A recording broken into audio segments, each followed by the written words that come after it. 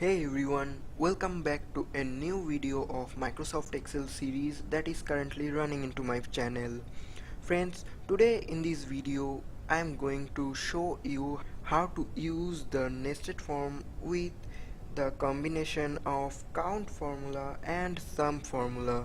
I have already introduced nested form of functions in Microsoft Excel with you in my previous videos.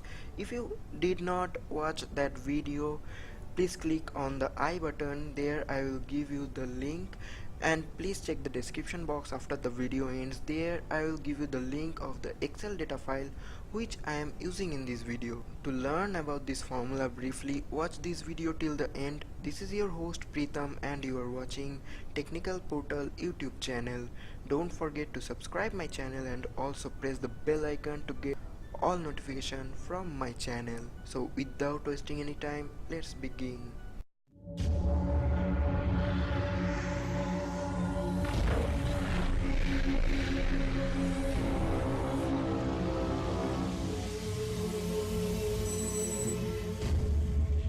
Welcome back friends. For your easy reference, I'm going to run the OSK software as usual so that you can notice which of the keys I am pressing in my keyboard.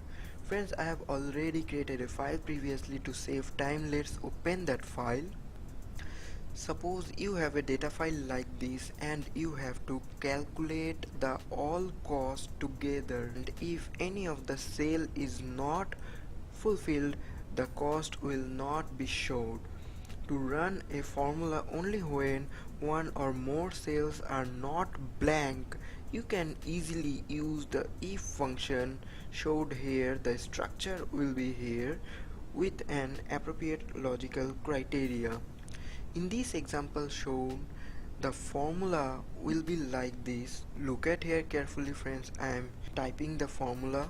The formula will be like this: equals to, at first you have to obviously use the if formula, then as the logical test you have to supply your criteria here, and I am going to sum these cells when the all three cells 1 2 and 3 cells are fulfilled with data. So at first I'm going to use the count formula here, then open the first bracket, select the cell range here, then close the bracket. Look at here friends, how many cells are there? 1 2 and 3. So put an equation symbol here and give 3, then put a comma.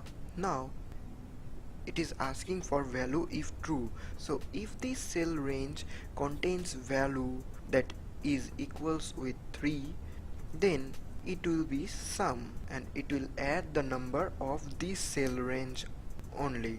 Then close the bracket, then put a comma here. Then it is asking for a value if false, then simply add an empty string. An empty string is nothing but just open the double quotation and close the double quotation, then close the bracket and simply hit the enter button. Look at here friends, this is showing nothing as this cell is not filled up, and if I fill this, the formula will be added without any error. So let's check how this formula actually works. Since C7 has no value in this screen, the formula shows no result, but when I have put the data in this cell, the formula has been showed like this. I am going to type another. Look at here, it is showing the accurate result. The goal of this example is to verify input before calculating a result. The key point to understand is that any valid formula can be substituted. The sum function is used only as an example. The logic can be also adjusted in many ways to suit the situation. In this example shown, we are using the if function together with count function and sum function. The criteria is an expression based on the count function which only counts numeric values. As long as the range contains 3 numbers and all three cells are not blank, the result is true, and if we'll run the sum function.